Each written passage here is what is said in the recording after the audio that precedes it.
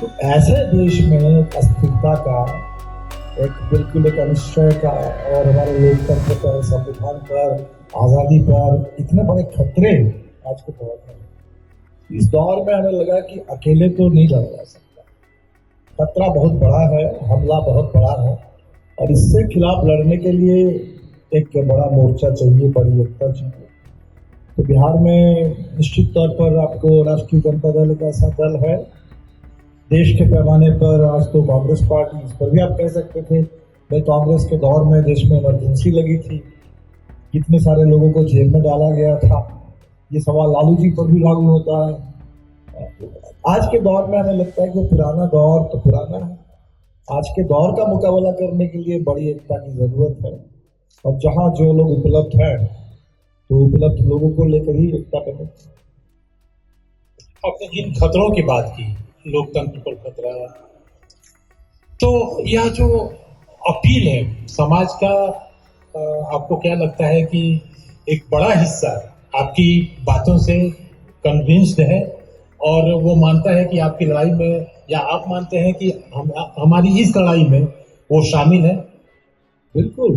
अभी देखिए बिहार में जो SIR है, मैं समझता हूँ कि इसको आप एक उदाहरण के तौर पर ले सकते हैं। आमतौर पर हम संविधान, लोकतंत्र की बात कर रहे हैं, तो संविधान और लोकतंत्र से जो सीधा प्रत्यक्ष जुड़ाव एक आदमी का बनता है वो वोट के माध्यम से बनता है। तो बिहार में लोगों ने देखा कि अचानक नोटबंदी की तरह SIR की घोषणा कर दी, 24 तारीख को सर्कुलर निकला, 25 तारीख से SIR लागू हुई।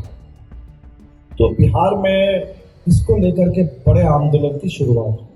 जैसे लोगों को बात समझ में आने लगी कि SIR से कुछ नहीं तो 2 करोड़ लोगों के नाम कटे जाने की पूरी बिल्कुल आशंका थी।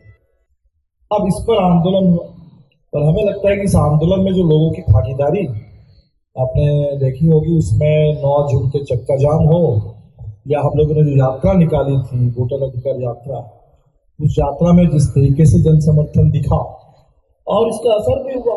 अगर ये आंदोलन नहीं बिहार से खड़ा हुआ होता तो आज तक तो मेरे ख्याल से 2 करोड़ लोग तो बाहर हो गए होते। कम से कम 3 मुद्दे पर, 3 मौके पर चुनाव आयोग को पीछे हटना पड़ा। सबसे पहला जो बिहार ने सवाल खड़ा किया कि भाई आपने कहा कि 1 महीने के अंदर फॉर्म भर के दो, फॉर्म के साथ फोटो दो, फोटो के साथ डॉक्यूमेंट दो, ये कैसे संभव हो सकता है? ये सवाल बिहार से खड़ा हुआ तो चुनाव आयोग को पहले पीछे हटना पड़ा कि ठीक है फॉर्म भर के दो, फोटो और डॉक्यूमेंट बाद में दे सकते। फिर जब आप लोग सुप्रीम कोर्ट में गए तो अगस्त के महीने में आपने देखा होगा कि सुप्रीम कोर्ट के दबाव में अल्टीमेटली चुनाव आयोग को मानना पड़ा कि हाँ हम सूची देंगे। इससे पहले वो सूची भी देने के लिए तैयार नहीं थे कि किनका नाम हम किस आधार पर काट रहे हैं, उस पर भी हमें सूची मिली।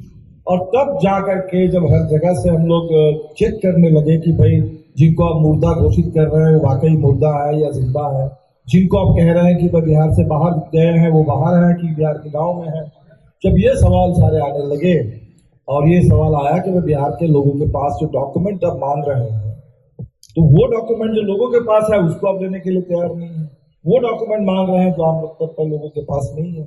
इसमें भी अंततः अभी 22 तारीख को सुप्रीम कोर्ट को कहना पड़ा और तब जाकर के आधार को मानने के लिए चुनाव आयोग तैयार।